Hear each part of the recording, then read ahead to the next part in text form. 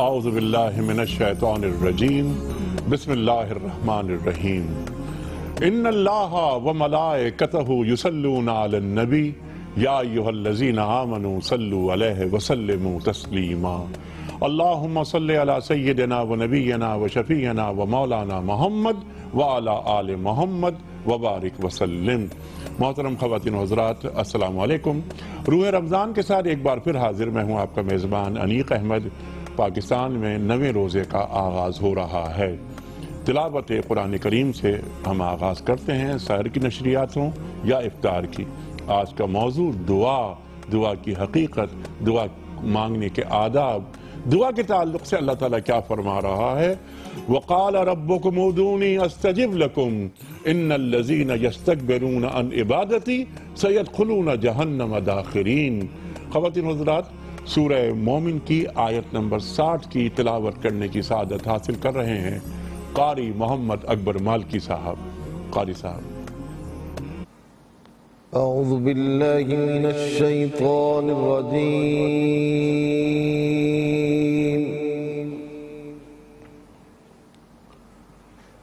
بسم اللہ الرحمن الرحیم۔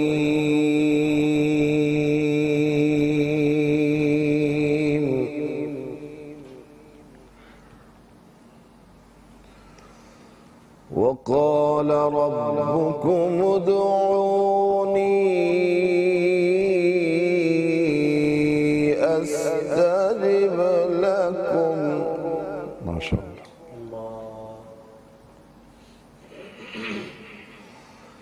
إن الذين يستكبرون عن عبادتي سيدخلون جهنم داخرين۔ اللہ اللہ۔ بسم اللہ الرحمن الرحیم۔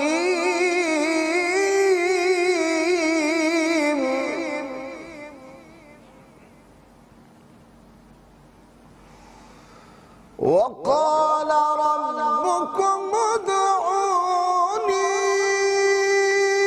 أستجب لكم إن الذين يستكبرون عن عبادتي سيدخلون جهنم داخرين۔ اللہ اکبر، اللہ اکبر، سبحان اللہ، سبحان اللہ، سبحان اللہ، سبحان اللہ۔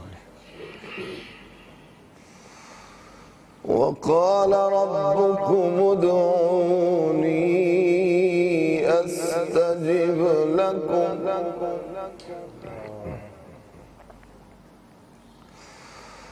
وقال ربكم ادعوني أستجب لكم إن الذين يستكبرون عن عبادتي سيدخلون جهنم داخرين۔ اللہ اکبر۔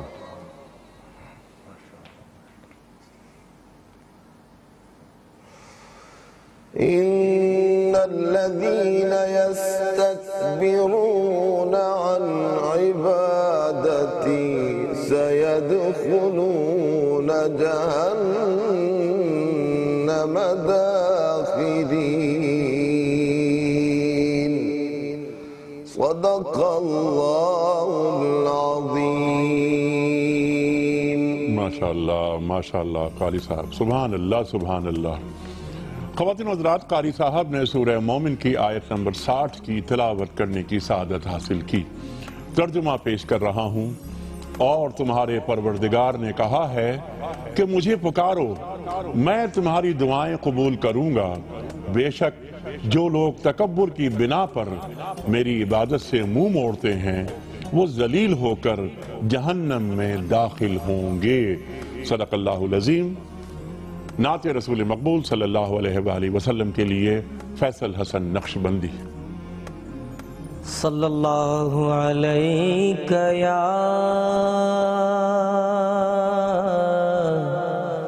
رسول اللہ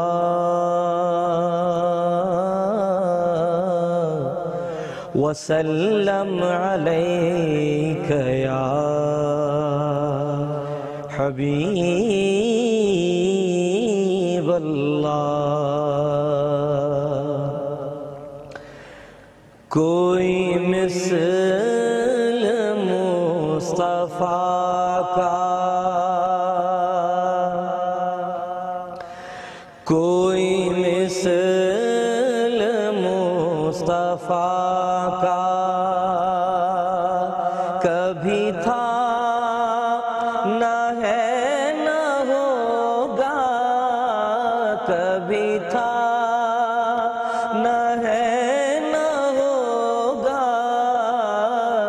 کسی اور کا یہ رتبہ کبھی تھا نہ ہے نہ ہوگا، کبھی تھا ہے نہ ہوگا، کوئی مثل مصطفیٰ کا۔ انہیں خلق کر کے نازا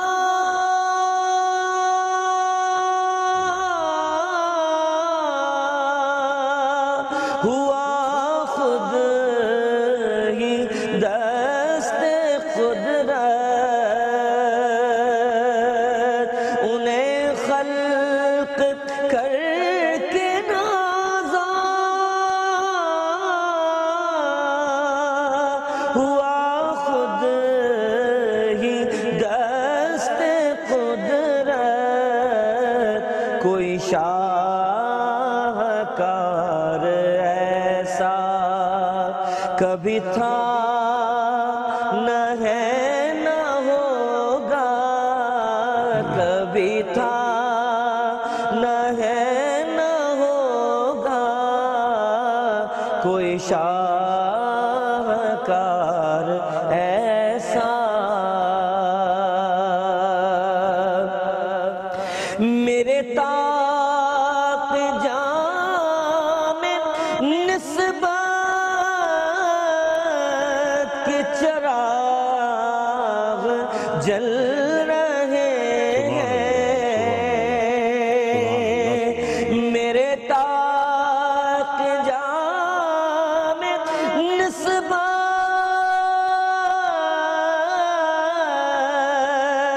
کے چراغ جل رہے ہیں، مجھے خوف تیرگی کا کبھی تھا نہ ہے نہ ہوگا، مجھے خوف تیرگی کا کبھی تھا نہ ہے نہ ہوگا، کوئی مثل مصطفیٰ کا۔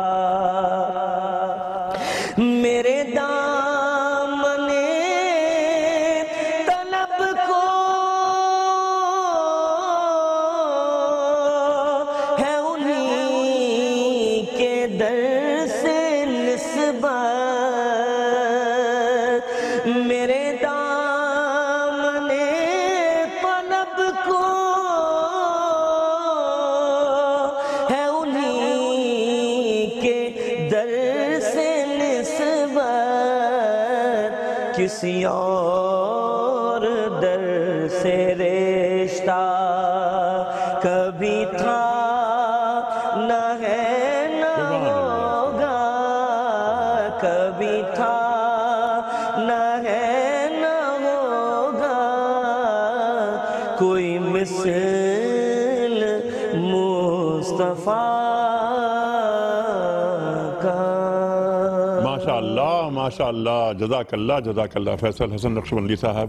خواتین و حضرات، ایک بریک کی طرف جا رہے ہیں، واپس آئیں گے، اپنے معزز علماء کی خدمت میں سوالات رکھیں گے۔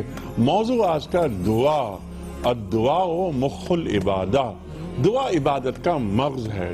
اللہ تعالیٰ فرماتا ہے کہ وَإِذَا سَأَلَكَ عِبَادِي أَنِّي فَإِنِّي قَرِيبٌ أُجِيبُ دَعْوَةَ الدَّاعِ إِذَا دَعَانِ فَلْيَسْتَجِيبُوا لِي۔ تفصیل سے بات ہوگی، بہت اہم سوالات ہوں گے۔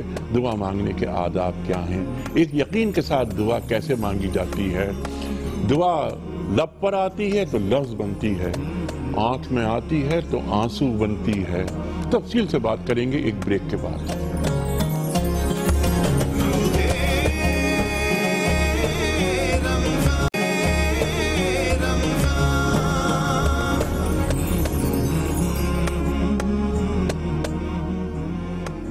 ویلکم بیک خواتین و حضرات، روح رمضان میں ایک بار پھر خوش آمدید۔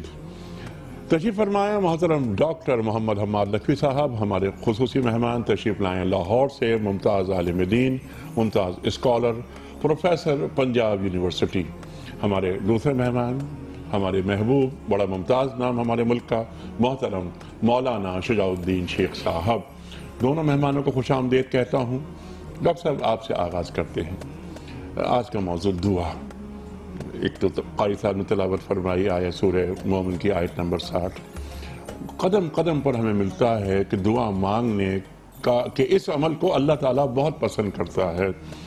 دعا مانگنا عبادت، جو دعا نہیں مانگے گا اس کو میں جہنم میں ڈال دوں گا، اللہ تعالیٰ فرما رہا ہے۔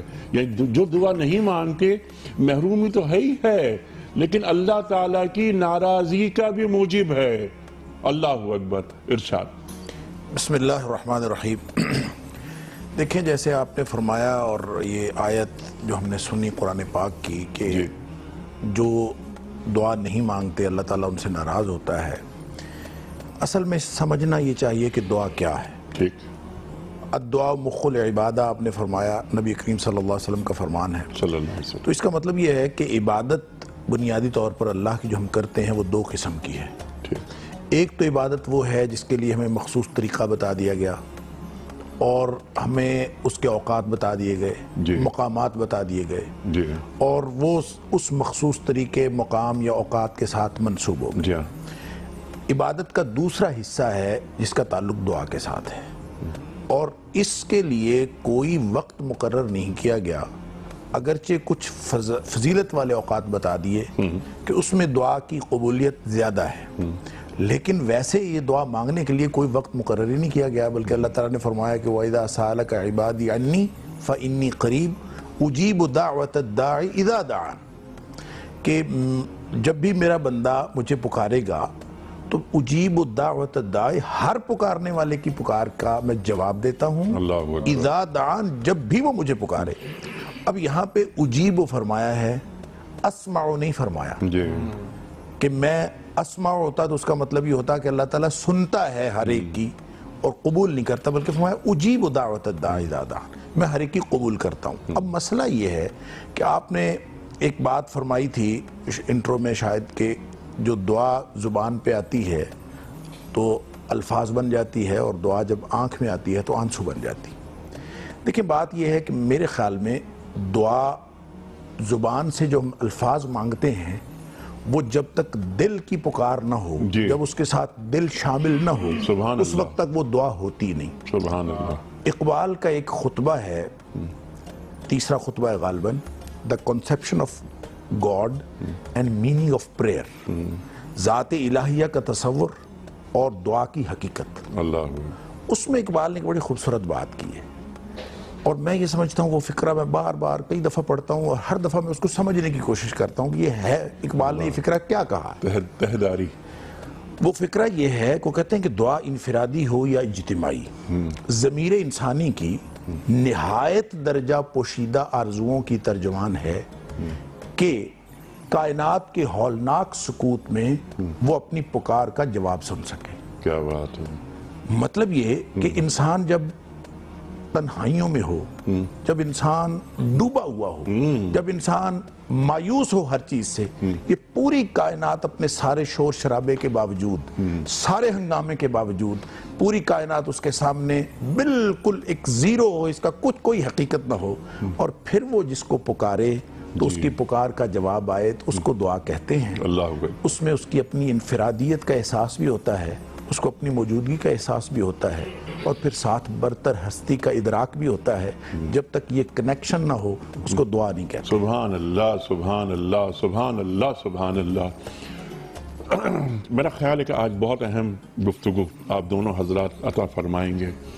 دعا اتنا بڑا موضوع، آپ نے بات فرمائی، یعنی ایک جملے کو ہم پھیلا سکتے ہیں بہت آگے، لیکن خاص اوقات دعا کی قبولیت کے، اور وہ والی بات کہ وہ دعا انفرادی ہو یا اجتماعی، میں تو کہوں گا صداگیر ہوتی ہے۔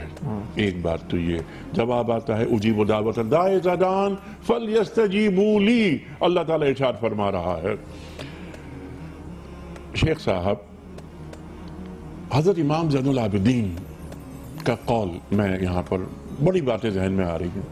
آپ فرماتے ہیں کہ اے اللہ، تجھے معلوم ہے کہ میں کس چیز کا ضرورت مند ہوں، میں کون ہوتا ہوں تجھے یہ بتانے والا کہ مجھے کیا چاہیے، لیکن کیونکہ تیرا حکم ہے کہ مجھ سے مانگو تو اس لیے میں تیرے سامنے ہاتھ اٹھاتا ہوں۔ سبحان اللہ۔ میں کون ہوتا ہوں تجھے یہ بتانے والا کہ مجھے کیا چاہیے، کہ میری حاجات کیا ہیں، میری ضروریات کیا ہیں۔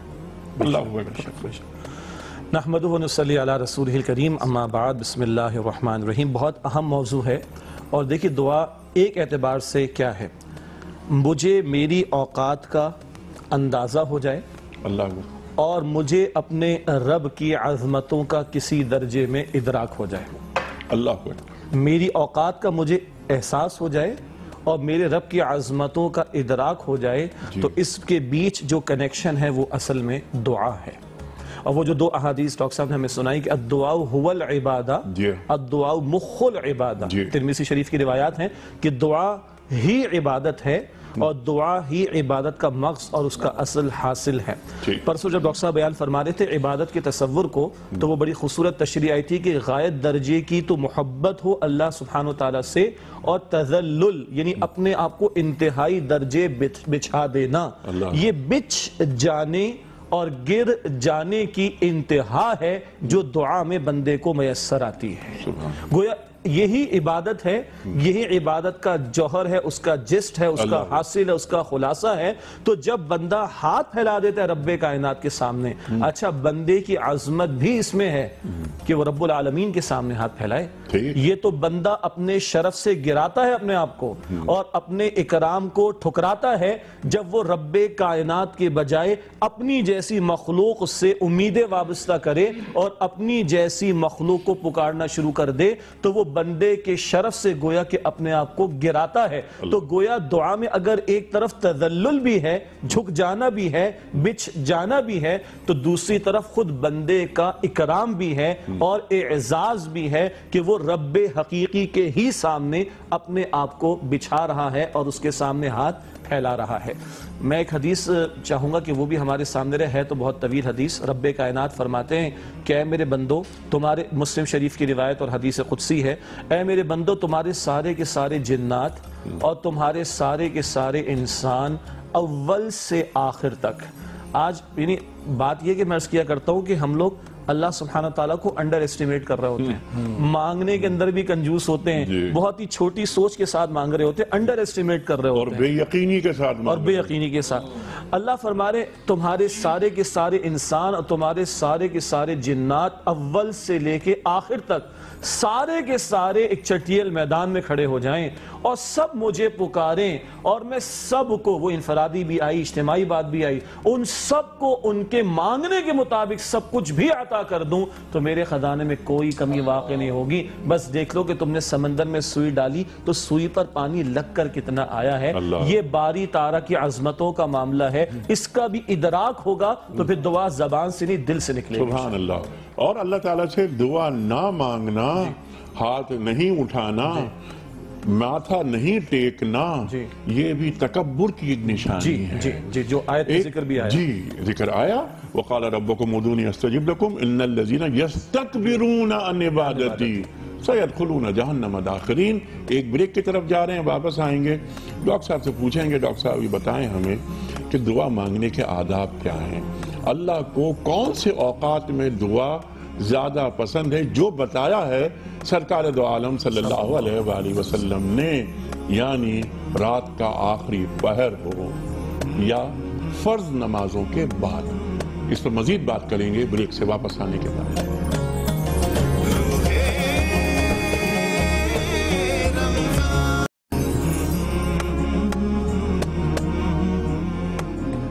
वेलकम बैक ख़वातीन और हज़रात, रूह रमज़ान में एक बार फिर खुश आमदेद।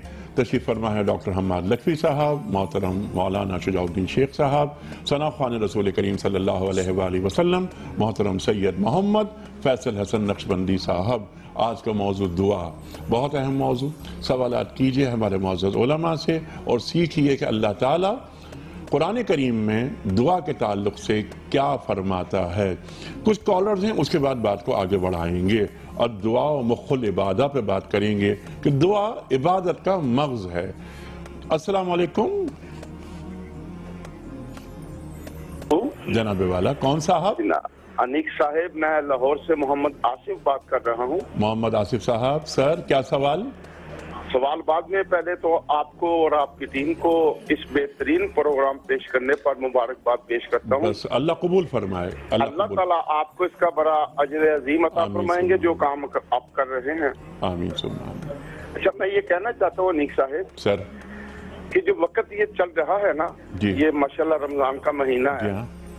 एक तरफ तो आला दस्तरख्वान सजे होते हैं, एक तरफ एक गरीब बंदा पानी की बूंद को तरस रहा है। एक शेर अर्ज करना चाहता हूँ, इसी में मैं आपसे जवाब देना चाहता हूँ। ये जिंदगी भी क्या अजीब है, ये जिंदगी भी क्या अजीब है, किसी के घर है फाका कशी, किसी के घर ईद है। कोई तरस रहा है पानी की बूंद को, कहीं बारिश शदीद है। जरा रमजान के हवाले से ना इस पे जरा थोड़ी सी मुझे जी बिल्कुल। और जो लोग, ये महीना है भी मवासात का महीना है, ये गमगुसारी का महीना। बड़ी अहम बात आपने की, बात करवाएंगे। अगली कॉल भी ले लेते हैं। अस्सलाम वालेकुम। जी वालेकुम सलाम रहमतुल्लाह। जनाब कौन, कहाँ से?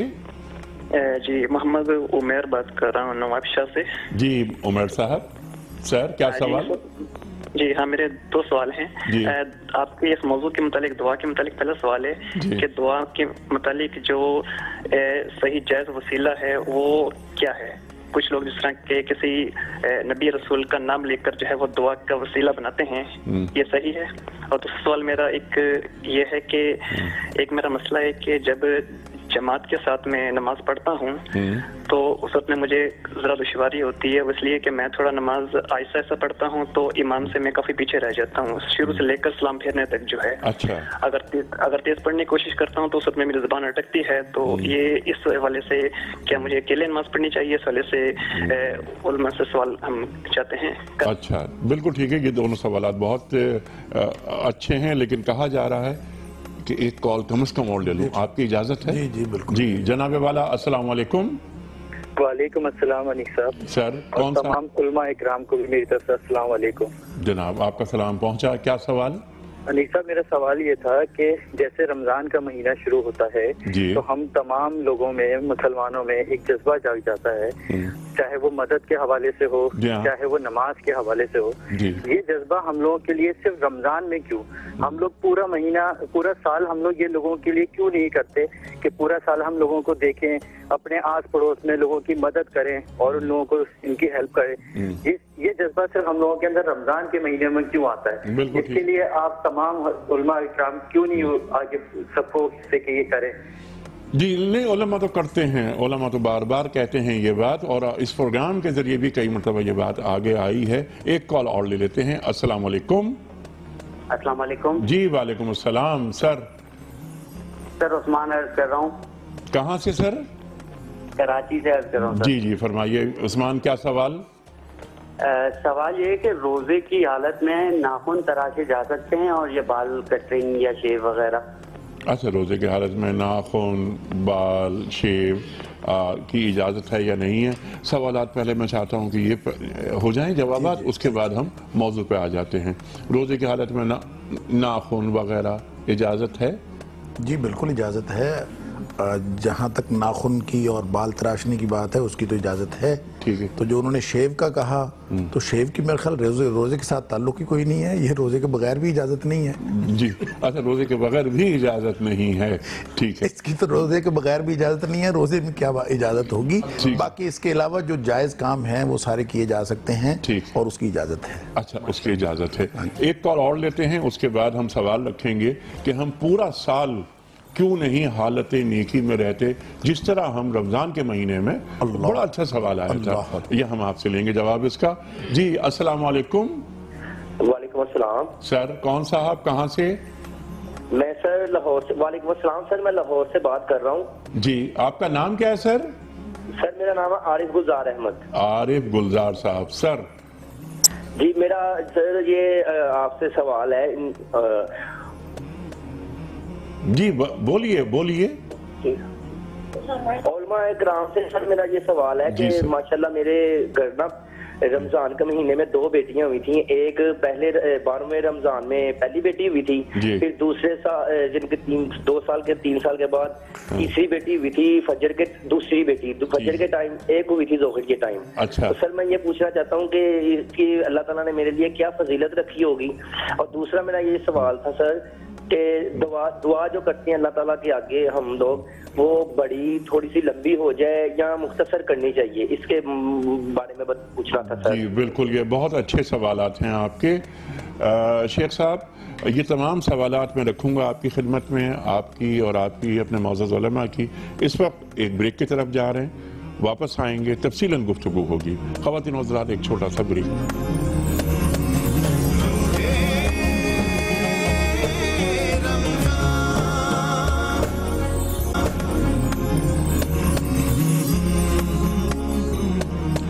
ویلکم بیک خواتین و حضرات، روئے رمضان میں ایک بار پھر خوش آمدید۔ موضوع ہمارا دعا، لیکن سوالات ہمارے کالرز نے کیے ہیں تو میں چاہتا ہوں کہ یکے بعد دیگرے وہ سوالات رکھوں اپنے معزز علماء کی خدمت میں، پھر ہم موضوع پر بات کریں گے۔ سوال یہ آیا تھا کہ دعا لمبی کرنی چاہیے اللہ تعالیٰ سے یا مختصر؟ کیا اس کا کوئی پیمانہ ہے؟ بسم اللہ الرحمن الرحیم۔ اصلاً تو یہ بندے اور اس کے رب کے درمیان ہے، اور میں یہ دیکھ لوں کہ میں کس قدر محتاج ہوں، ٹھیک، تو اتنی میں دعا کر لوں، ٹھیک۔ ہاں کبھی ایسا ہوگا جیسے ہمارے نمازوں کے بعد ہم دعا کا اہتمام کرتے ہیں، اس کے بعد اپنے کچھ معمولات بھی ہوا کرتے ہیں، تو ٹھیک ہے مختصر بھی صحیح ہے، لیکن اس میں کوئی قید نہیں لگائی جائے گی۔ جتنا مانگے ہم مانگ کے تھک جائیں گے، وہ عطا کرتا رہے گا، اس کے خزانوں میں کوئی کمی واقع نہیں ہوگی۔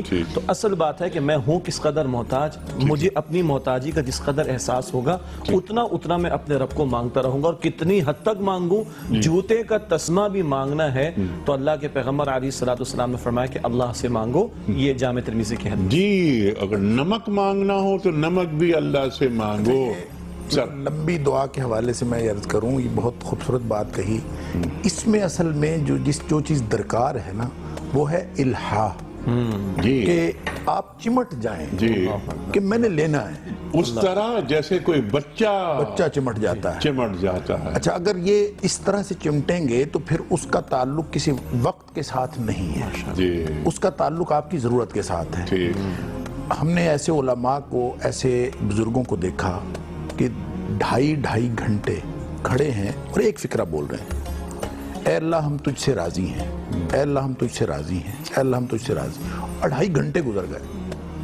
تو پوچھا کہ شیخ یہ آپ کیا کر رہے تھے، اللہ سے کیا کر رہے تھے، کیا بات کر رہے تھے؟ کہتے میں اس لیے کہہ رہا تھا کہ ایک دفعہ اگر وہ مجھے یہی بات کہہ دے تو میرا کام ہو جائے، کہ وہ مجھے کہہ دے کہ جا میں بھی تجھ سے راضی ہوں، میں اس لیے کر رہا تھا اللہ سے بات۔ اچھا اب یہاں پر سوال ذہن میں یہ آتا ہے کہ دعا مانگتے ہوئے یقین کتنا درکار ہوتا ہے؟ دیکھیں یہ تو شرط ہے، یہ تو دعا کی شرائط میں سے ہے۔ آپ بات کر رہے تھے آداب کی، یہ دعا کی شرط ہے کہ ادعوا اللہ وانتم موقنون بالاجابہ، کہ تم جب دعا کرو اللہ سے اور اس طرح دعا کرو کہ تمہیں یقین ہو کہ میری دعا قبول ہو رہی ہے۔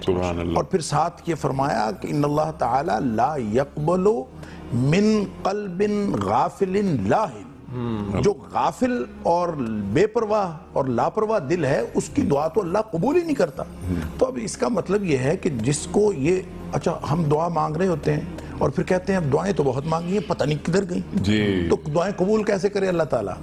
جب ہم اللہ کے بارے میں یہ گمان ہی نہیں رکھتے کہ وہ قبول کر رہا ہے, جب ہمیں یہ یقین ہی نہیں ہے, تو یہ جو یقین ہے یہ دعا کی شرائط میں سے ہے. 5 شرائط ہیں دعا کی بنیادی. سب سے پہلی شرط یہ ہے کہ اخلاص کے ساتھ مانگا جائے. قرآن پاک نے کہا فَادْعُوهُ مخلصین الدین, اللہ سے بالکل خالص کر کے. دوسری شرط یہ ہے یقین. تیسری شرط ہے رزق حلال. اگر رزق حرام ہو اس کے بھی بہت لمبی تفصیل ہے, آپ فرمائیں گے تو میں عرض کروں گا. پھر اس کے علاوہ ایک شرط یہ ہے کہ انسان جو اللہ نے فرائض اس کے اوپر عائد کیے ہیں وہ پورے کرتا ہو, یہ بھی شرط ہے. اور 5ویں شرط یہ ہے کہ انسان ان کبائر سے بچتا ہو جن کبائر کا اللہ نے جن سے منع کیا ہے, کبیرہ گناہ جو ہیں ان سے بچتا ہو. اس لیے کہ مسلم شریف کی حدیث ہے, نبی کریم صلی اللہ علیہ وسلم نے فرمایا کہ اللہ تعالیٰ لا یستجاب للعبد, اللہ تعالیٰ بندے کی دعا قبول کرتا ہے اس وقت تک جب تک اس کے اندر گناہ نہ ہو اور قطع رحمی نہ ہو. یعنی اگر وہ گناہ کر رہا ہے اور گناہ میں ملوث ہے اور گناہ کبیرہ کا مرتکب ہو رہا ہے, اور یا پھر وہ قطع رحمی کا مرتکب ہو رہا ہے, پھر وہ جتنی مزید دعائیں کریں, نمازیں پڑھے, تہجدیں پڑھے, اس کی دعا قبول نہیں ہوتی. اور یہ 5 شرائط ہیں دعا کی. اور یہ جو بات لمبی دعا کی ہے وہ اگرچہ کوئی شرط نہیں ہے کہ وہ لمبی مانگے, چھوٹی سی دعا بھی اللہ تعالیٰ قبول کر لیتا ہے.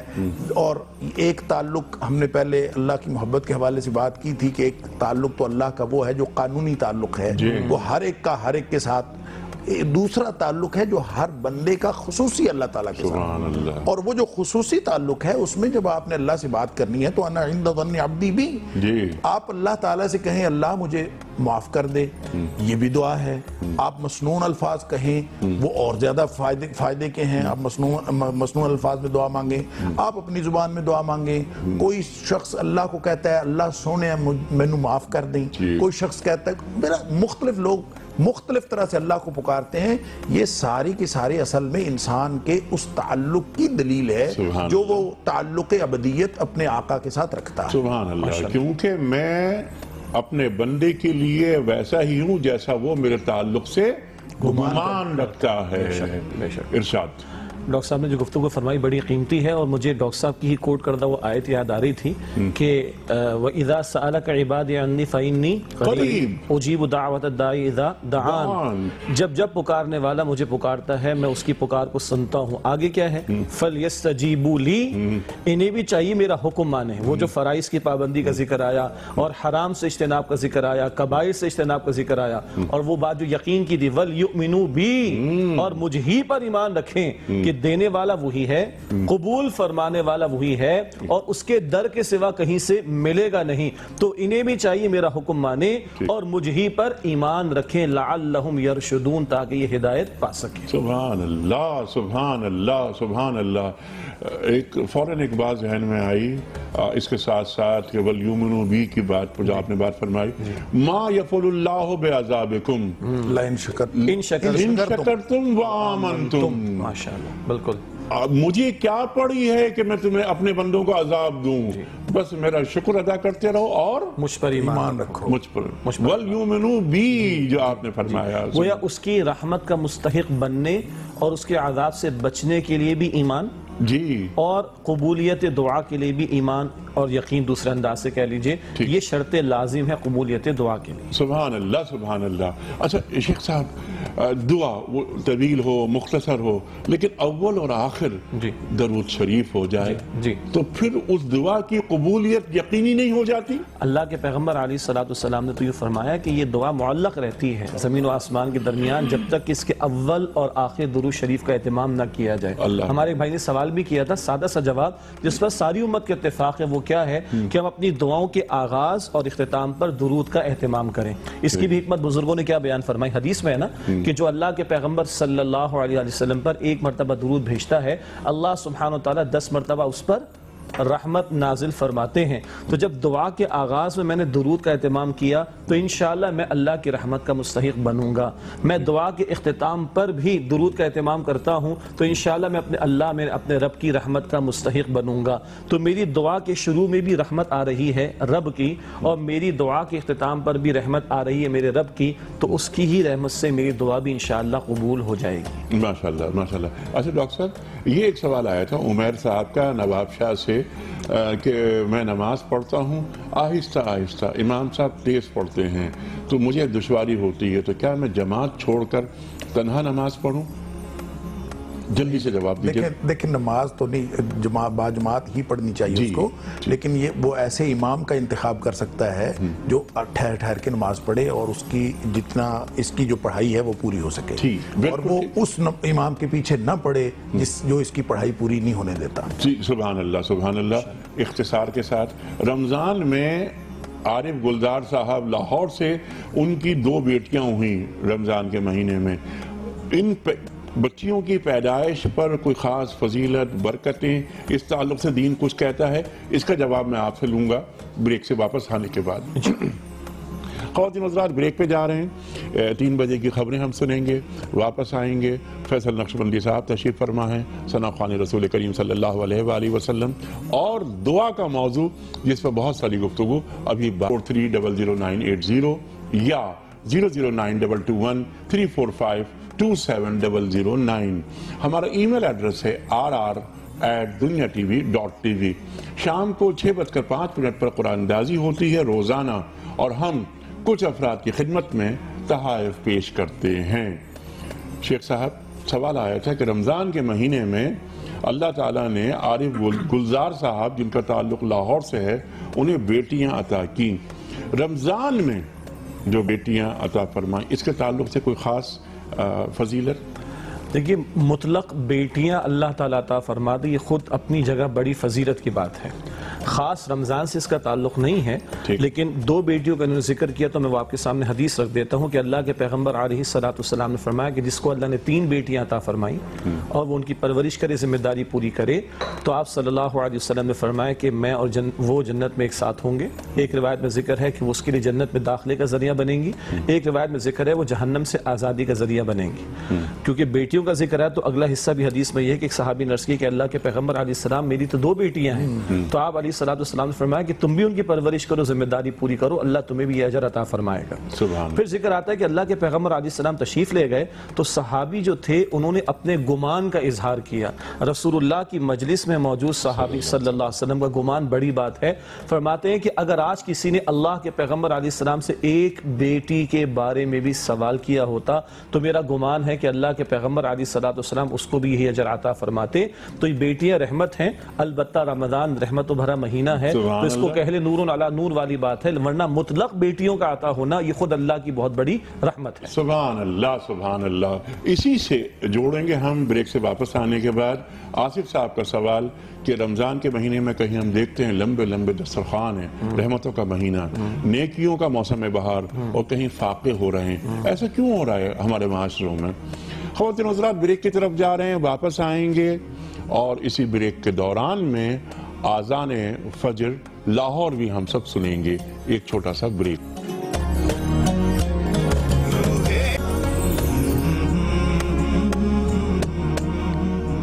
ویلکم بیک خواتین و حضرات.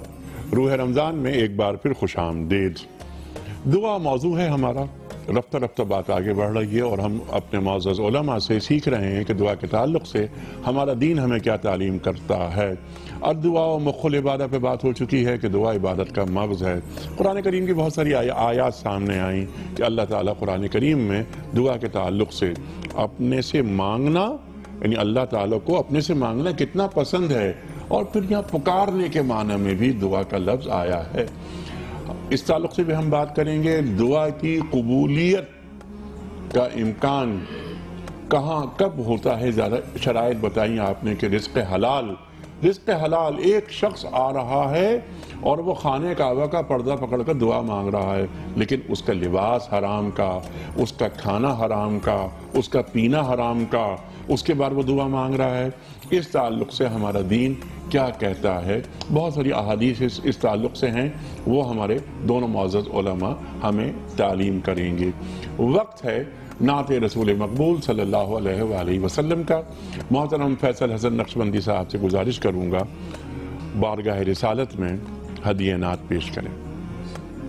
اللہم صلی علی سیدنا محمد وعلی آلہ وصحبہ وسلم علی سیدنا محمد وعلی آلہ وصحبہ وسلم. ماشاءاللہ. جب لیا نام نبی میں نے دعا سے پہلے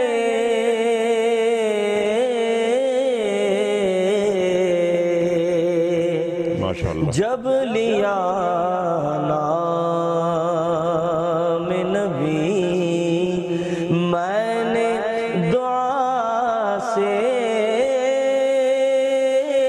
پہلے جب لیا نام نبی جب لیا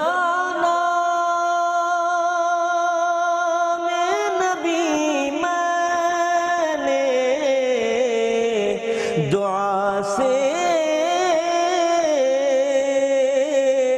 پہلے میری آواز وہاں پہنچی صدا سے پہلے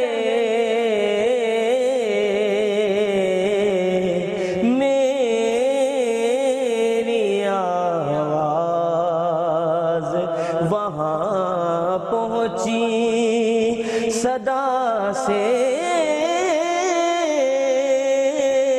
پہلے جب لیا نام نبی بے وضو عشق کے مذہب عبادت ہے غرام بے وضو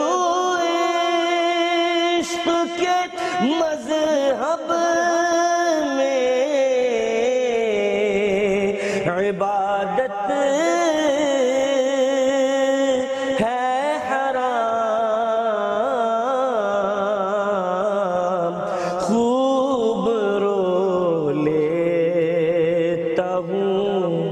آقا کی ثنا سے پہلے خوب رو لیتا ہوں آقا کی ثنا سے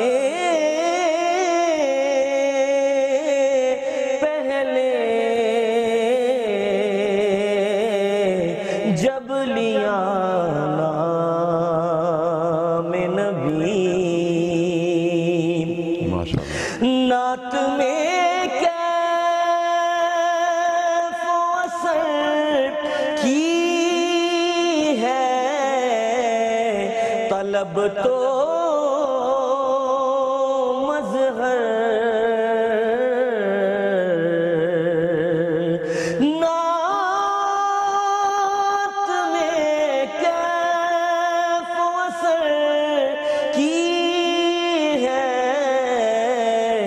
طلب تو مظہر مانگ لے سوز در شاہ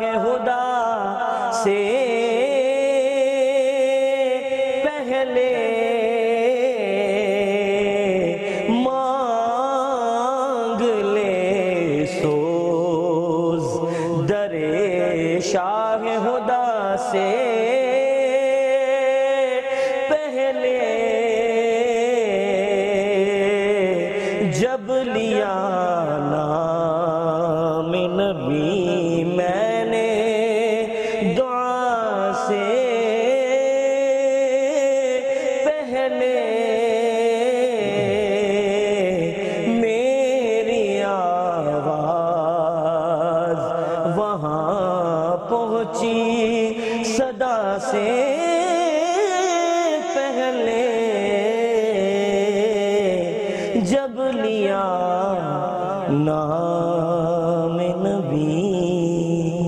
ماشاءاللہ ماشاءاللہ ماشاءاللہ، کیا کہنے ہیں فیصل صاحب، واہ واہ واہ. خواتین حضرات، کچھ سوالات پہلے بھی آ چکے ہیں ہمارے پاس جن کے جوابات ابھی لینے ہیں ہمیں. مزید کچھ کالز لیتے ہیں، بہت دیر سے لوگ انتظار کر رہے ہیں. السلام علیکم. وعلیکم السلام. جی کون؟ میں ناہید میں ناہید خان بات کر رہی ہوں، نیو جرسی، امریکہ سے. اچھا ماشاءاللہ ماشاءاللہ. کیا سوال ہے آپ کا؟ جی میرے دو سوال ہیں. ایک سوال میرا یہ ہے سطر سے متعلق کہ سطر عورت اور مرد دونوں کے لیے ہے. جی. تو پھر یہ جو کبڈی اور یہ ہوتے ہیں اس طرح کے کھیل مردوں کے، تو کیا یہ جائز ہے؟ اچھا بالکل ٹھیک ہے. ہاں کبڈی اور وغیرہ. دوسرا سوال میرا جو ہے وہ یہ ہے کہ ایک سیکنڈ بھول گئی.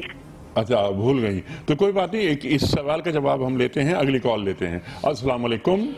وعلیکم السلام. جی بیٹا. جی میں نے پہلے تو میں کہوں گی ماشاءاللہ سے آپ کی ٹرانسمیشن بہت اچھی جا رہی ہے. اچھا ماشاءاللہ. کون بول رہا ہے؟ جی میں محراب بات کر رہی ہوں لاڑکانہ سے. اچھا بیٹا بولو، تم کچھ سنانا چاہ رہی ہو؟ جی پہلے میں آپ کو کچھ نعت سناؤں گی، اس کے بعد میں آپ سے ایک سوال پوچھوں گی. اچھا ٹھیک ہے، پہلے نعت سناؤ. کرم مانگتی ہوں، عطا مانگتی ہوں، الہی میں تجھ سے دعا مانگتی ہوں. اچھا بیٹا، اب یہاں تم سے ایک بات میں کہوں گا کہ تم نے کہا کہ میں نعت سناؤں گی، یہ کرم مانگتی ہوں، عطا مانگتی ہوں، اور تم نے بات شروع کی، تو ایک تو یہ اللہ تعالیٰ سے مخاطبت ہو رہی ہے، اور یہ حمد بھی نہیں ہے، یہ مناجات ہے. ٹھیک ہے، تو ایک بات تم، کیونکہ ظاہر ہے ہم سب سیکھتے ہیں ایک دوسرے سے، تو اس لیے ہم تم سے یہ بات کہہ رہے تھے. اب تمہارا سوال کیا ہے؟ جی میرا سوال یہ ہے کہ اکثر دعائیں قبول کیوں نہیں ہوتی ہیں؟ اچھا دعائیں قبول کیوں نہیں ہوتی ہیں؟ دعائیں تو قبول ہوتی ہیں، بہت ہوتی ہیں، بس یہ کہ دل سے مانگی جائیں، جیسے بتایا ہمارے علماء نے، یقین کے ساتھ مانگی جائیں. اے اللہ میں تجھ سے طالب ہوں، جو بھی ضرورت ہے، جو بھی حاجت ہے، اول اور آخر درود شریف. اگلی کال لیتے ہیں. السلام علیکم. وعلیکم السلام. السلام علیکم. وعلیکم السلام. کون؟ کہاں سے؟ نام عائشہ ہے. عائشہ میں کراچی سے بات کر رہی ہوں. جی عائشہ. سوال شیخ صاحب سے. اچھا شیخ صاحب سے، ٹھیک. جی بہت سے لوگ عبادت کرتے ہیں، نمازیں پڑھتے ہیں، پر حلال رزق نہیں کماتے، کیا ان کی دعائیں اور عبادت قبول ہوتی ہیں؟ جی عبادات کا اور رزق حلال کا آپس میں کیا تعلق ہے، یہ ہم سوال رکھیں گے شیخ صاحب کے سامنے، لکھوی صاحب کے سامنے. کچھ خواتین حضرات ویڈیو کوئسچنز بھی ہیں جو ہم نے یہاں لوگوں سے ان کے سوالات معلوم کیے ہیں. پہلا سوال رکھتے ہیں. السلام علیکم مفتی صاحب، میرا آپ سے سوال ہے کہ ایک عالم دین کو کیسا ہونا چاہیے اور اس کا اصل کام کیا ہے؟ عالم دین کو کیسا ہونا چاہیے اور اس کا کام کیا ہے؟ واہ واہ. علماء کے فرائض منصبی، یہ بھی ہم جانیں گے. ایک اور کوئسچن لے لیتے ہیں. جناب والا ویڈیو کوئسچن دکھائیے گا. ڈاکٹر صاحب بہت ساری باتیں، سوالات آ گئے، تو میں جلدی سوالات رکھتا ہوں آپ کی خدمت میں اور آپ کی خدمت میں. اب یہ سوال روزہ نہیں رکھتے، بعض لوگ نہیں رکھ پاتے مجبوری کی وجہ سے، گرمی کی وجہ سے، غربت کی وجہ سے، کیا کیا جائے؟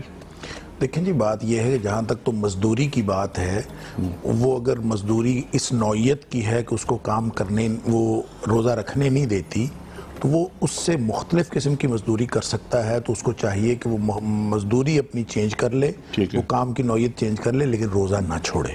اس لیے کہ روزہ تو اگر اس نے اس وجہ سے چھوڑ دیا تو پھر اس کے بعد تو جو ساری زندگی بھی روزہ رکھتا رہے تو وہ اس کو وہ پورا نہیں ہو سکتا. لیکن اگر اس کو کوئی اور راستہ نہیں ہے، ایک بھی راستہ نہیں ہے، اور وہی مزدوری ہے، اور اگر وہ چھوڑتا ہے تو اس کے بیوی بچے بھوکے مر جائیں گے، اور وہ واحد راستہ ہے، تو پھر اسلام کا اصول اضطرار اپلائی ہوتا ہے. پھر وہ اس مریضہ کے یا مریض کے اور مسافر کے حکم میں آ سکتا ہے، اور پھر اس کو دیگر کسی دوسرے دنوں میں اس کو روزے رکھنے پڑیں گے. یہ نہیں ہو سکتا کہ اس کو روزہ معاف ہو جائے. وہ صرف یہ، اور یہ اضطرار کا اصول یہ ذہن میں رکھنا چاہیے کہ اگر اس کے علاوہ ایک بھی راستہ کوئی اور ہے نا تو اصول اضطرار اپلائی نہیں ہوتا. مجبوری کا مطلب یہ ہوتا ہے کہ کوئی اور راستہ ہو ہی نہ سرے سے، بس یہ ایک واحد راستہ رہ جائے، اور اس کا تعلق اس کے اپنی وہ خود اپنا حالت خود جانتا ہے یا اس کا اللہ جانتا ہے. ہم یہ فیصلہ نہیں کر سکتے کہ اس کے پاس کوئی اور راستہ ہے یا نہیں ہے. ٹھیک ہے شیخ صاحب، عالم دین کو کیسا ہونا چاہیے، اختصار سے بتا دیجئے. اللہ کے پیغمبر علیہ السلام نے فرمایا کہ علماء انبیاء کے وارث ہیں. تو جو انبیاء علیہ السلام کی ذمہ داریاں تھیں وہ اولاً اصلاً علماء پر عائد ہوتی ہیں، خواہ وہ امر بالمعروف ہو یا نہیں عن المنکر کا معاملہ ہو، خواہ وہ یتلو علیہم آیاتہ ویزکیہم ویعلمہم الکتاب والحکمہ کی بات ہو. پھر اللہ کے پیغمبر علیہ السلام فرماتے وانا اول المسلمین، میں تو سب سے پہلے مسلم ہوں.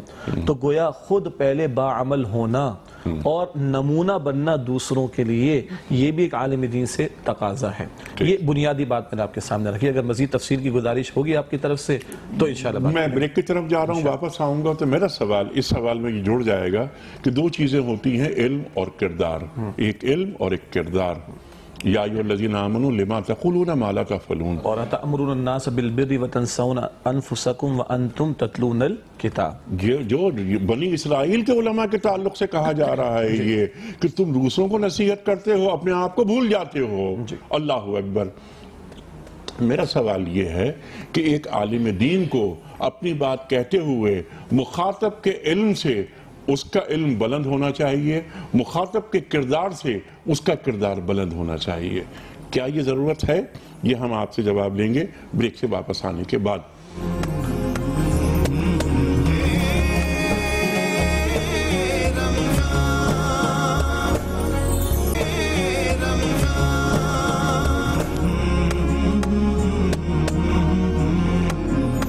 ویلکم بیک خواتین و حضرات. روح رمضان میں ایک بار پھر خوش آمدید. موضوع ہمارا دعا، اس پر بہت ساری بات ابھی کرنی باقی ہے، لیکن سوالات آپ کی جانب سے بہت سارے آئے ہیں، ان کے جوابات بھی بہت ضروری ہیں. عالم دین کو کیسا ہونا چاہیے، کچھ تو فرمایا شیخ صاحب نے. میرا سوال اس میں یہ تھا کہ مخاطب کے علم اور کردار دونوں سے ایک عالم دین کو بلند ہونا چاہیے. ارشاد.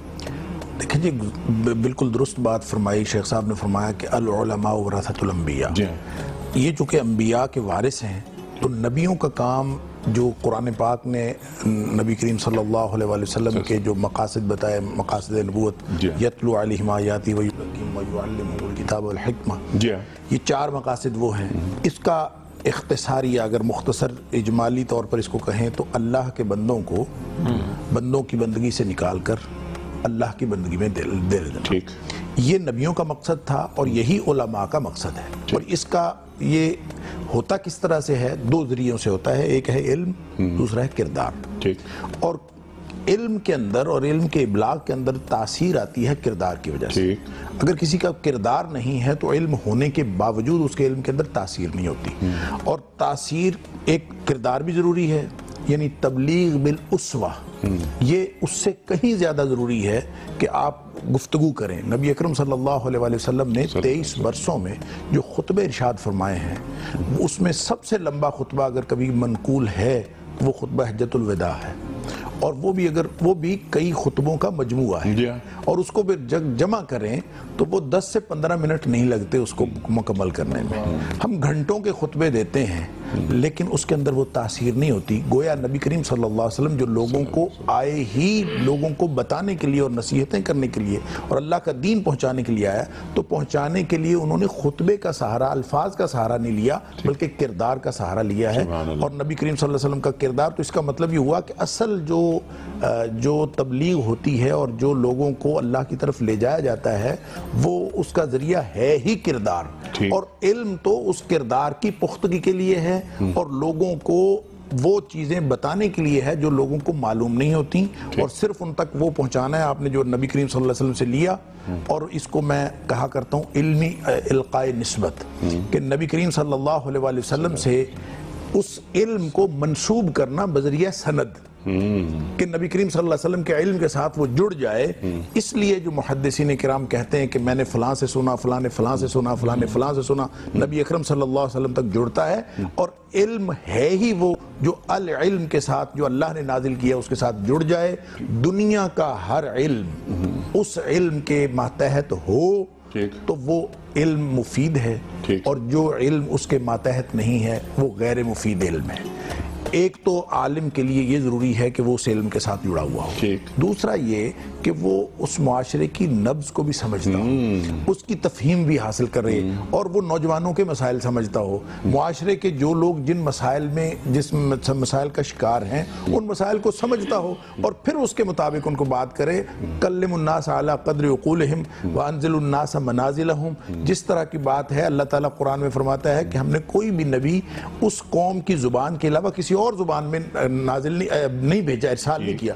جب ہر نبی اس قوم کی زبان کے لیے زبان میں آتا ہے ہدایات لے کے، تو اس کا مطلب یہ ہے کہ وہ اس معاشرے کی تفہیم بھی رکھتا ہو. لہٰذا علماء ایسے ہونے چاہیے جو معاشرے کی تفہیم بھی رکھتے ہوں، اور ان کے اندر علم کا صرف روب جھاڑنے کا مقاصد موجود نہ ہوں، بلکہ اس علم کے ساتھ جو اللہ کا نازل کردہ علم ہے معاشرے کو جوڑنا مقصود ہو. اگر اس مقصد کے لیے علماء اپنا کردار پیش کر رہے ہیں تو وہ انشاءاللہ وہ سارے کے سارے علماء حق ہیں، اور ایسے ہی علماء حق ہیں جن کے ذمے ہے کہ وہ پورے معاشرے کی اس طرح کی مانیٹرنگ بھی کریں. دیکھیں قرآن نبی پاک صلی اللہ علیہ وسلم فرمایا کہ جو بنی اسرائیل کے انبیاء تھے وہ کانت تسوسہم الانبیاء، کہ ان کے انبیاء ان کی مانیٹرنگ، ساسا یسوسو کا مطلب ہوتا ہے تمام معاملات کی نگرانی کرنا، کہیں پہ کوئی معاملہ معاشرے کے اندر خراب نہ ہو رہا ہو. یہ نبیوں کا کام تھا.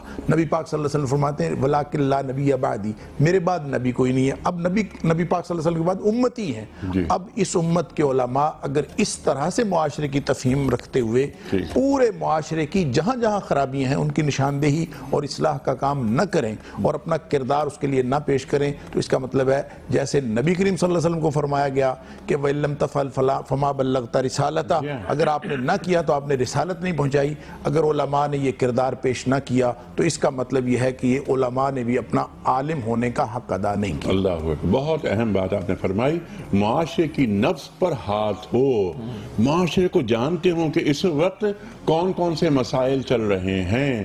یہ نہیں کہ وہی چند باتیں جو ایک عرصے سے بیان کی جا رہی ہیں ان کو ایک اسٹیریوٹائپ، ایک کیسٹ لگا دی گئی اور اپنا کام پورا ہو گیا. ایسا نہیں، معاشرے پہ داخل ہونا پڑتا ہے. معاشرے سے کٹ کر قرآن کی بات، دین کی بات نہیں پیش کی جا سکتی. اور ایک بات اور کہ اپنے علم کو مسلسل تازہ رکھتے رہنا چاہیے. ہمارے بہت سارے علماء اپنے علم کو تازہ بھی نہیں رکھتے. اگلا سوال جو آیا تھا عائشہ صاحبہ کا، اگر آپ کی اجازت تو 3 مختصر سی بات. ارشاد. پہلی بات، وہ جو 5 سوالات مشہور ہے جامع ترمذی کی روایت میں، اس میں یہ نہیں ہے کہ کتنا علم حاصل کیا، ہاں جو علم حاصل کیا اس پر عمل کتنا کیا. ایک بات. دوسری بات، ڈاکٹر صاحب نے بھی اشارہ فرمایا ہے کہ وہ مانیٹرنگ والا پہلو. اللہ کے پیغمبر علیہ السلام نے فرمایا بنی اسرائیل کے علماء کے بارے میں، ابو داؤد کی روایت ہے کہ اول ان کے علماء مانیٹرنگ کرتے تھے اور ان کو منکرات سے روکتے تھے. پھر انہوں نے یہ کام چھوڑ دیا اور ان کے ساتھ اٹھنا بیٹھنا ان کا جاری رہا، ریلیشن شپ بھی جاری رہی، تاکہ جو منکرات میں مبتلا تھے اس کے اثرات ان کے علماء پر بھی پڑے اور یہ بھی اس میں مبتلا ہو گئے. اور پھر قرآن سورہ مائدہ میں کہتا ہے کہ پھر داؤد علیہ السلام اور عیسیٰ علیہ السلام کی زبانی ان لوگوں پر لعنت کرائی گئی کیونکہ انہوں نے منکرات سے روکنے کے فریضے کو ترک کر دیا تھا. اور تیسری بات بنیادی اور مختصر یہ عرض کرنا چاہوں گا جس کی طرف آپ نے اشارہ کیا کہ اہل علم اور علماء کا یہ کام بھی ہے کہ دین کو آج کے لیے پیش کیا جائے، آج کے تناظر میں پیش کیا جائے کہ یہ ایک زندہ دین ہے اور قرآن ایک زندہ کلام ہے اور اللہ کے پیغمبر علیہ السلام کا اسوہ ایک زندہ اسوہ ہے جو رہتی دنیا تک کے لیے ہماری امامت کرتا رہے گا، قرآن بھی اور اسوہ رسول علیہ السلام بھی. تو آج کے لیے دین کو پیش کیا جائے، یہ بھی ذمہ داری میں. سبحان اللہ، سبحان اللہ. اور یہ بھی بتایا جائے کہ ذہن انسانی کتنا بھی بلند ہو جائے، قرآن کریم اس کی امامت کیسے کرتا رہتا ہے. شعور انسانی جتنا بھی، دیکھیں 1500 سال گزرنے کے باوجود تقریباً قرآن کریم ہمیشہ آگے کیسے رہتا ہے. کوئی کتاب ہم پڑھتے ہیں ایک مرتبہ 2 مرتبہ 4 مرتبہ 6 مرتبہ پرانی ہو جاتی ہے. قرآن کریم جب بھی پڑھے نئے نئے مضامین سامنے آتے ہیں, تازہ ترین کتاب محسوس ہوتی ہے. اس کو بتایا جائے لا تنقضی عجائبہ ولا یخلو عن قصد, اللہ اکبر, کبھی ختم نہیں ہو سکتا, کبھی نہیں ختم ہو سکتا. اچھا یہ جو بات انہوں نے فرمائی نا روکنے کی, برائیوں سے روکنے کی اور نیکی کا حکم دینے کی, جی ہمارے آج کا جو موضوع ہے دعا, اس کے ساتھ بھی میرے ذہن میں ایک حدیث آ رہی تھی کہ نبی کریم صلی اللہ علیہ وسلم نے فرمایا کہ جب یہ لازماً تمہیں کرنا پڑے گا کہ لَتَأْمُرُنَّ بِالْمَعْرُوفِ وَلَتَنْهُنَّ عَنِ الْمُنْكَرِ, یہ تمہیں ہر صورت میں برائی سے روکنا پڑے گا, ہر صورت میں نیکی کا حکم دینا پڑے گا, نہیں تو پھر اللہ کا تم پر عذاب آ جائے گا. ثُمَّ تَدْعُونَهُ فَلَا يُسْتَجَابُ لِذَلِكَ, تم پھر دعائیں کرو گے, اللہ تمہاری دعائیں بھی قبول نہیں کرے گا.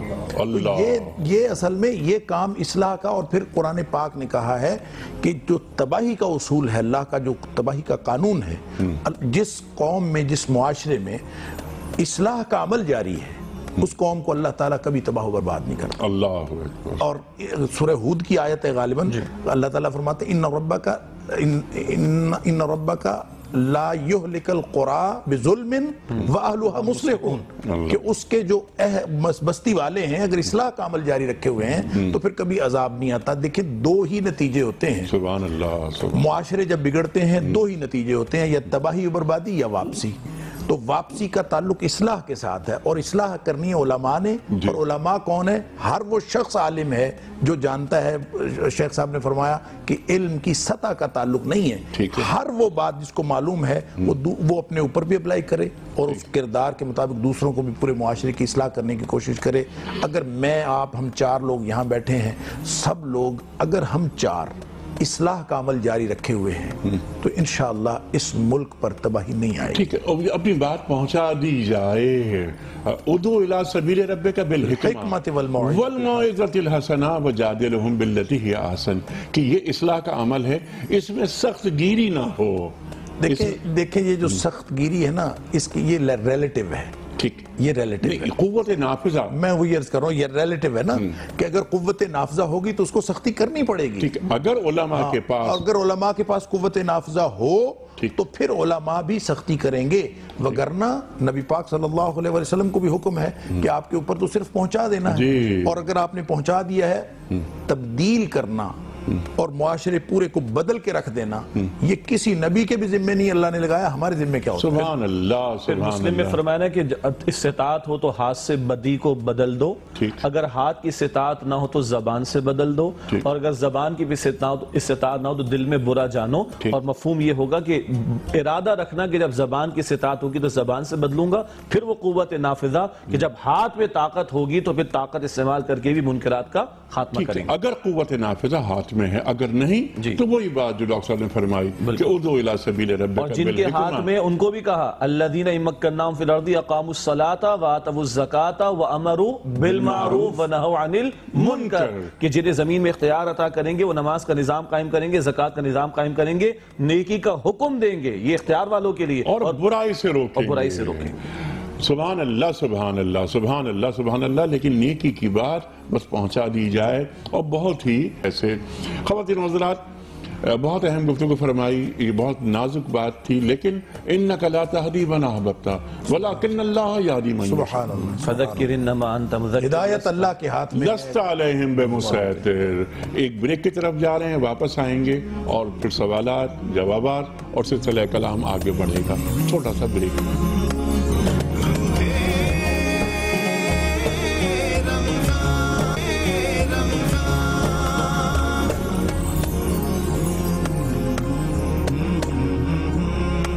ویلکم بیک خواتین و حضرات.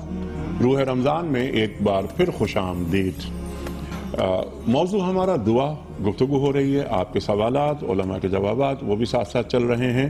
اس کو ریپیٹ کرتا ہوں میں, روز افطار میں قرآن اندازی ہوتی ہے, سوال رکھتے ہیں آپ کی خدمت میں, اور صحیح جواب بتانے والوں میں سے 4 افراد کو ہم چنتے ہیں, ہمارے علماء پرچی نکالتے ہیں اور ان کی خدمت میں ہم انعامات پیش کرتے ہیں. آج کا سوال نوٹ فرما لیجئے. نبوت کے کس سال کو عام الحزن کہا جاتا ہے؟ نبوت کے کس سال کو عام الحزن کہا جاتا ہے؟ 7वें साल को या 9वें साल को या 10वें साल को? जो दुरुस्त जवाब आप समझते हो रवाना फरमाइए। हमारे फ़ोन नंबर हैं 00921 343000980। हमारा दूसरा फ़ोन नंबर है 00921 345 27009। अगर आप ईमेल करना चाहें अपना दुरुस्त ऑप्शन, तो हमारा ईमेल एड्रेस है rr@dunyatv.tv। शेख साहब, सवालात बहुत सारे आए। आयशा साहिबा का सवाल ये है, और उन्होंने कहा था जवाब मैं आपसे लूंगी, इबादत और रिज़्क़ हलाल का आपस में क्या ताल्लुक है? बिस्मिल्लाहिर्रहमानिर्रहीम। इसमें दुआ को भी शामिल कर लेते हैं तो बात बहुत आसान हो जाएगी। जिस हदीस की तरफ आपने भी इशारा फरमाया, मुस्लिम शरीफ की रिवायत है, अल्लाह के पैगम्बर अलैहिस्सलाम फरमाते हैं, जिसका हासिल ही है कलाम का, कि एक शख्स दूर दराज का सफ़र करके आता है, उसके कपड़ों पर भी मट्टी, उसके चेहरे पर भी मट्टी, उसके बालों पर भी मट्टी, और वो अल्लाह सुब्हानहू तआला को पुकारता है। शारहीन ने लिखा कि एक मुराद ये कि खाने काबा तक पहुँचा और उसके खिलाफ को पकड़ कर पुकार रहा हो। और अन्ना युस्तजाब लहू, अल्लाह के पैगम्बर अलैहिस्सलाम फरमाते हैं कैसे इसकी दुआ कबूल होगी? क्यों? इसका खाना हराम का, इसका पीना हराम का, इसकी परवरिश हराम से हुई। अन्ना युस्तजाब लहू, कैसे इसकी दुआ कबूल होगी? तो जब माल हराम वजूद में जा रहा है, माल हराम लिबास की शक्ल में वजूद पर मौजूद हो, तो अल्लाह के पैगम्बर अलैहिस्सलाम फरमा रहे हैं कि कैसे उसकी दुआ कबूल होगी। और दुआ के बारे में हमने ये गुफ्तगू भी की, दुआ तो इबादत का मग़ज़, उसका जौहर और उसका हासिल है। तो ये सवाल भी जो आया करता है कि दुआएं कबूल क्यों नहीं हुआ करती, उसका भी एक बहुत बड़ा जवाब ये है कि जैसे डॉक्टर साहब ने शुरू में इरशाद फरमाया था कि कबाइर से बचना भी, रिज़्क़ हलाल का एहतमाम करना भी, फ़राइज़ व वाजिबात की पाबंदी करना भी, उसी में माल हराम को शामिल कर लीजिए। तो ये माल हराम बहुत बड़ी रुकावट है दुआओं की कबूलियत में, आमाल की कबूलियत में। और जब तक इन मामलात की इस्लाह न की जाए, तो मैं समझता हूँ कि हमें हक नहीं पहुँचता कि हम ये शिकवा करें कि दुआएं कबूल क्यों नहीं होती। अल्लाहु अकबर, अल्लाहु अकबर। और इन तमाम शराइत को मलहूज़ खातिर रखा जाए जो आप दोनों हजरात ने अता फरमाई, तो फिर वो हदीस कुदसी याद आती है कि अल्लाह ताला को बंदे के उठे हुए हाथों को रद्द करते हुए हया महसूस होती है। बिल्कुल बिल्कुल बिल्कुल, अल्लाह ताला को हया महसूस होती है। एक बंदा दुआ मांग रहा है, अल्लाह उन उठे हुए हाथों को रद्द नहीं करता। ख़वातीन हज़रात, ब्रेक की तरफ जा रहे हैं और इसी ब्रेक के दौरान में आज़ान फजर कराची का वक्त भी हो जाएगा और हम सब मिलकर आज़ान फजर कराची भी सुनेंगे।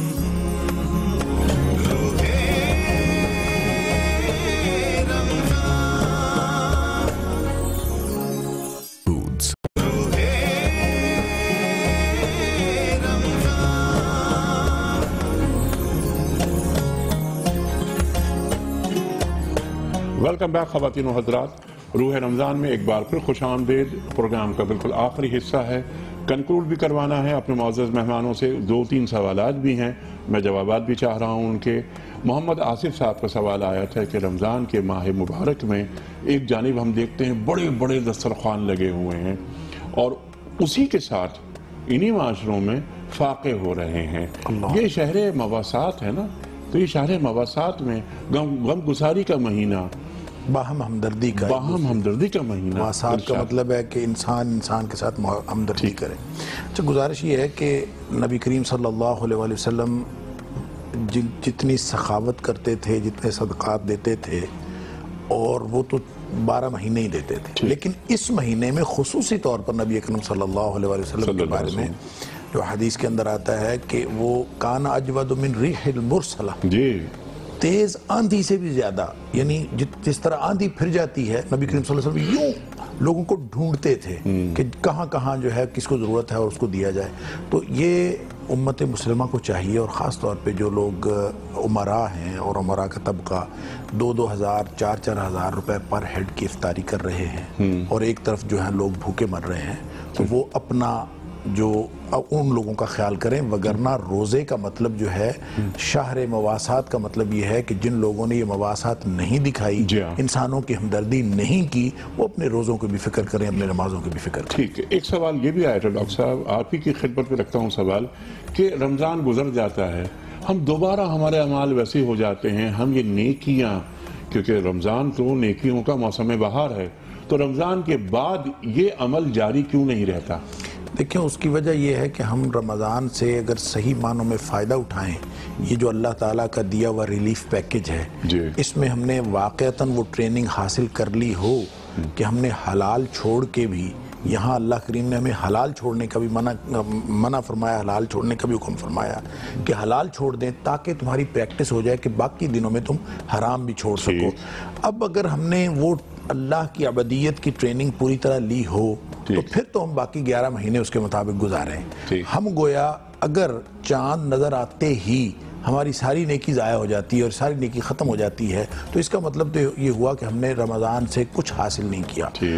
رمضان کے بعد اگر رمضان سے پہلے اور رمضان کے بعد کی ہماری کیفیات مختلف ہیں، روحانی باطنی کیفیات کے ساتھ ساتھ عمل کی کیفیات اگر مختلف ہیں اور ہم پہلے سے بہتر عمل کر رہے ہیں تو اس کا مطلب یہ ہوگا کہ ہم نے رمضان سے فائدہ اٹھایا ہے۔ وگرنہ پھر نبی کریم صلی اللہ علیہ وسلم کی وہ وعید من حرم خیرہا فقد حرم، جو اس مہینے کی خیر سے بھی محروم ہو گیا وہ ہے اصل بدبخت۔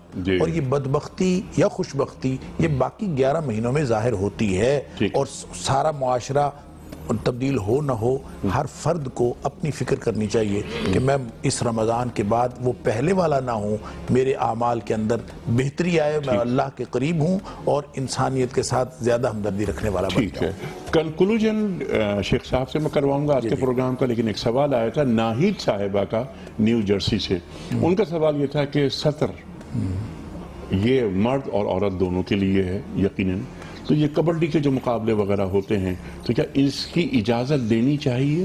دیکھیں صرف کبڈی کے مقابلوں کی کیا بات ہے، کبڈی میں بالکل یہ درست بات ہے کہ کبڈی میں جس طرح کا لباس وہ پہنتے ہیں وہ مرد کا سطر پورا ڈھکا ہوا نہیں ہوتا اور یہ نہیں اس طرح ہونا چاہیے، لیکن یہ اکیلی ایک کبڈی کے کھیل کا مسئلہ تو نہیں ہے، تو پورے معاشرے کا مسئلہ ہے۔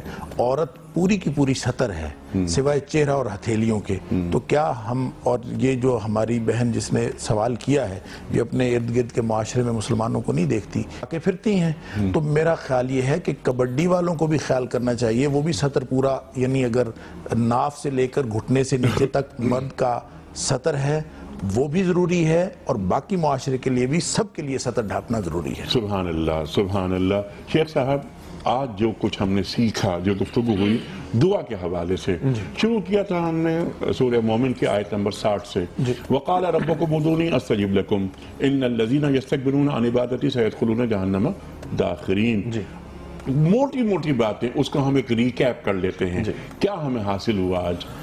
دعا اللہ اور بندے کے درمیان مستقل ربط کا نام ہے۔ دعا نہ کرنا تکبر ہے جس کا انجام جہنم کی آگ ہے۔ سبحان اللہ۔ دعا ہی عبادت ہے، عبادت کا مغز اس کا حاصل اس کا جوہر ہے۔ عبادت میں جو تذلل یعنی بچ جانا مطلوب ہے اس کی انتہا وہ ہمیں دعا میں دکھائی دیتی ہے۔ دعا کی قبولیت کے لیے ڈاکٹر صاحب جو بڑی پیاری باتیں ہمارے سامنے رکھی، اخلاص کا ہونا، فرائض کی پابندی کرنا، مال حرام سے بچنا، منکرات سے بچنا، یہ ضروری ہے۔ دعا کے حوالے سے سوال بھی آ گیا تھا کہ مال حرام بہت بڑی رکاوٹ ہے کہ دعائیں قبول کیوں نہیں ہوا کرتی۔ البتہ ایک بات میں عرض کر دوں کہ بعض اوقات دعا قبول نہیں ہوتی کیونکہ اللہ بہتر جانتا ہے کہ بندے کو کیا دینا ہے کیا نہیں دینا۔ ابراہیم علیہ السلام دعا فرماتے ہیں اور اتنی عظیم دعا ہے جو نبی پاک علیہ السلام کی صورت میں 2500 برس کے بعد جا کر قبول ہوتی ہے۔ ہمارے لیے حدیث میں بتایا گیا کہ تم نے مانگا، اللہ چاہے گا وہی عطا فرما دے گا۔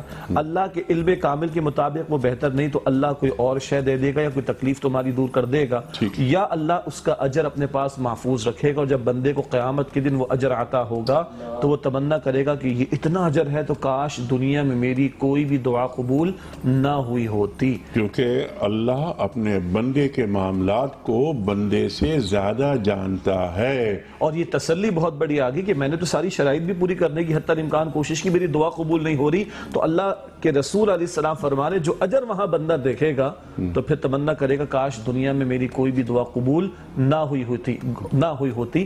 گویا کہ nothing to lose والی بات ہے، وہ جو اللہ تعالیٰ نے زکریا علیہ السلام سے کہلوایا، ابراہیم علیہ السلام سے کہلوایا، وَلَمْ أَكُمْ بِدُعَائِكَ رَبِّي شَقِيًّا، اے میرے رب میں تجھ سے مانگ کر کبھی بھی محروم نہیں رہا۔ سبحان اللہ، سبحان اللہ، سبحان اللہ۔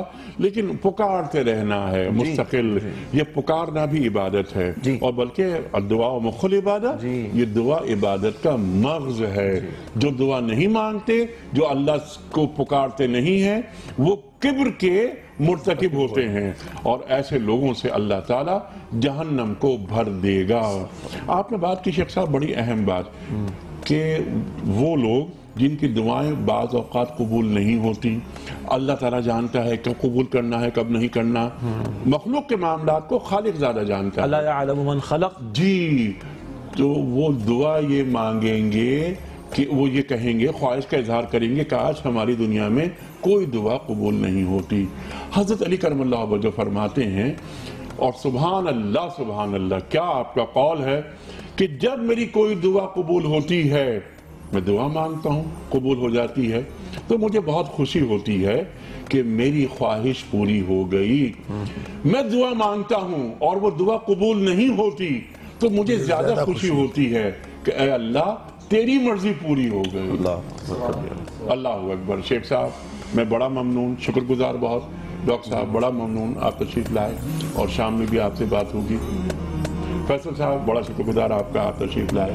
خواتین حضرات, انشاءاللہ تعالی افطار ٹرانسمیشن میں دعا ہی کے موضوع پر مزید گفتگو ہوگی. شام تک کے لیے اپنے میزبان انیق احمد کو اجازت دیجیے. خدا حافظ.